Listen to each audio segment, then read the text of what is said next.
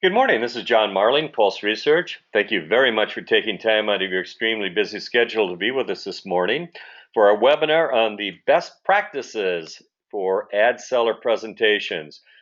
I've had the privilege over the last few years to make now over 1,200 four-legged sales calls. And the reason I do that is to join your world. Even though I was an ad rep once, an ad director and publisher of a group of newspapers, I want to make sure that I'm out there in the real world today, side by side with your ad reps, learning about their world, but most important, engaging with the businesses today. Because I think all of you would agree, a lot of things are changing very, very quickly in the world, not only for, our business, but also for the local retail service businesses, etc.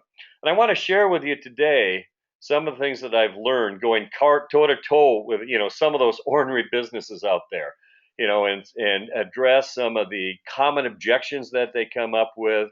But most important, to share with you what I've learned, i.e., the best practices in making an ad seller presentation. So let's begin. Number one on the list is how to overcome some very common advertiser objections. As I travel around the country, working and training ad teams, I always ask them, why do the advertisers say no? Well, here are some of the most common ones that I want to share in the best practices, and specifically how to overcome. Print is dead. Everybody knows I'm here. I've been in business 30 some years. Word of mouth is my best source to customers, so I don't need to advertise. The editorial position of the paper, any content issues, relating to, too liberal, too conservative, etc. And of course, one of my favorites, but very difficult one to overcome is no results. So that's number one on our list we'll go over today. Number two, I do a lot of business focus groups, and I ask them, in the average week, how many times do you get contacted, either in person, by email, by voicemail, by whatever means, to solicit marketing or advertising dollars from you? You know what they say? They say 30 to 40 times, even in small communities. I ask them, what does the media ad rep need to do to get your attention, to get an appointment from you with you? And here's what they say.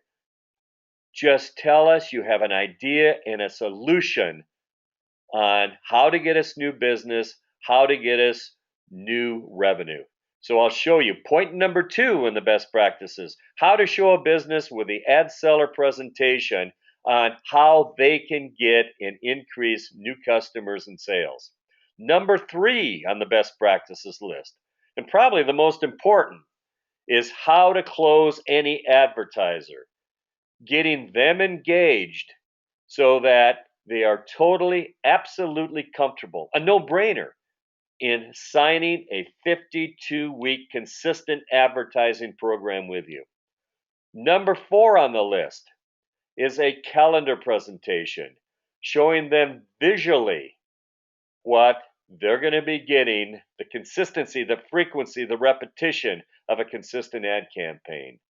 And then presentation number five best practices is just one. So let's begin. What I'd like to do now is pop up a one-page presentation here, blow it up, and cover each one of the best practices. In the one-page presentation at the top, it focuses on showing the business the number of potential customers and the spending that you deliver.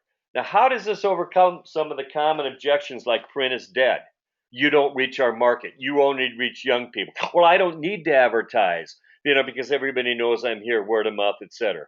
What it does, when I'm out in the field with these businesses who say and make those specific remarks, objections, look at the number of customers we can deliver for your business category, in this case, a furniture store. Look at the number of potential projected spending for your business category. Can we deliver more for you? And in every single case, they realize there's a heck of a lot more business there than they ever thought. Why? Because that business has been in your community for 30 years and I don't need to advertise, everybody knows I'm here. What they realize is, my gosh, there's a heck of a lot more business and opportunity there than they ever realized. And the same thing, the objection, well, I don't, need you, because of whatever reason relating to, I get enough business now. Here it shows them black and white what the opportunity is. It's a wake up call. They see there's a heck of a lot more than they realize that they're getting. Okay? Let's talk about some of the other objections, such as no results. And at the same time, show you the business best practice, relating to how you can show the business their number one need of getting and identifying how they can get new customers and get new revenue. Okay. And at the same time, it overcomes the objection about no results. In the second part of the one-page light presentation, it shows them what the current demand is for various products and services that they could either sell more of or they could add to their business. And here's what I suggest you do, and this is based upon, literally thousands of presentations. Don't read through the list, but ask them. Like other businesses, you have areas you're strong, areas you're weak, right? Yeah, of course. Look at the current demand, in this case, for furniture-related products. Mattresses, living room, bedroom, dining room, reclining chairs, rugs, etc. It shows you what the current demand is, but it also shows you the number of households we can deliver for each one of these segments. You know what you've sold in each one of these segments. Here's the opportunity. Where can you get more? And here's what happens. I had a furniture store just a few weeks ago say, my gosh, I can get more rugs. I've been only selling about 20 rugs a month. There's over 3,000 rug opportunities. Thank you. That furniture store realized immediately they could get more rug business. And that addresses and delivers to their need of, show me, give me an idea, a solution to how I can get more customers and get more business. And so that is recommendation best practices number 2, showing them how they can increase their sales. And at the same time, it overcomes the objection about no results. Let's target to where the demand is. Before, and a lot of times without the information here from the Pulse of America survey, it's updated every 6 months, by the way, is they see where they can get more opportunities. In other words, where they should focus their advertising and get better results. My next recommendation is the calendar presentation. And let me flip over to that if I might. I'll go here and go down a page. Here's an example of the calendar presentation. And I'm not going to go into the details of how to set up today, but what it does is shows them visually the consistency, the repetition, and what they're going to be getting over the period of the campaign. In this example here, a 52-week campaign. So at this part of the one-page presentation, I will have created and I will share with them a calendar presentation. Why? Because every single business wants to be consistent. And they love it when they see visually in an average month what they're going to be getting, in print, in TMC, in website, in classified advertising. By the way, I would certainly do a bundled package, and I would absolutely include classified in your bundle package. Why? Because in all the presentations I've been making around North America, the businesses are very responsive and positive about the inclusion of classified.